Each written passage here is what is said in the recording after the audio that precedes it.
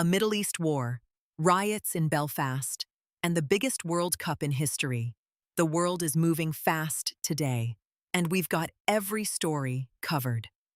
Welcome to World News Daily, your daily briefing on the stories shaping our planet. It's Wednesday, the 10th of June, 2026. And from the Persian Gulf to the streets of Northern Ireland, today's headlines are nothing short of extraordinary. Let's get straight into it. We start with the most urgent story on the planet right now. The U.S.-Iran conflict has escalated sharply overnight.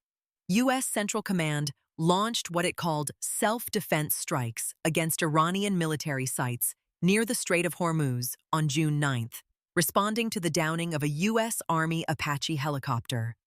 Iran's Revolutionary Guards hit back fast, firing missiles and drones at American bases in Bahrain and Jordan, while Kuwait scrambled its air defenses. Iranian state media reported explosions across 3 strategic coastal locations. With oil prices already near $100 a barrel and nuclear talks stalled, the region is on a knife's edge. Closely connected to that conflict and felt in markets around the world, Bloomberg is reporting this morning that China has begun tapping its commercial crude oil stockpiles to cushion the global supply shock from the Iran war.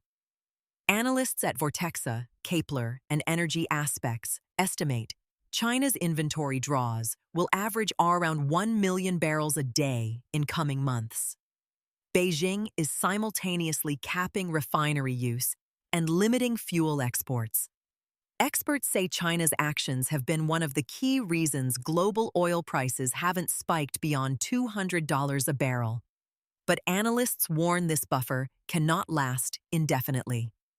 Turning now to a crisis unfolding on the streets of the United Kingdom, Belfast erupted into violent anti-immigration riots on Tuesday night after a 30-year-old Sudanese man was charged with attempted murder over a horrific knife attack in North Belfast. Masked mobs set buses, cars, and homes ablaze, with the Northern Ireland Fire and Rescue Service responding to 62 incidents in a single evening.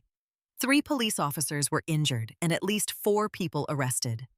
UK Prime Minister Keir Starmer condemned the attack as sickening and called for calm, as First Minister Michelle O'Neill called the scenes outright thuggery.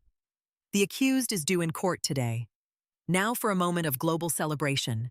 As the world's biggest sporting event is almost here, the 2026 FIFA World Cup, the largest in history, featuring 48 nations and 104 matches, kicks off tomorrow with an opening ceremony at Mexico City's historic Estadio Azteca, headlined by Shakira and Burna Boy.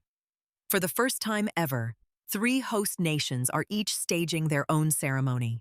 Mexico City on June 11th, Toronto on June 12th, and Los Angeles on June 12th.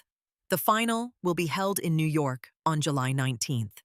FIFA President Gianni Infantino called it a truly global celebration, uniting music, culture, and football. And finally, a dramatic escalation on the Eastern European front.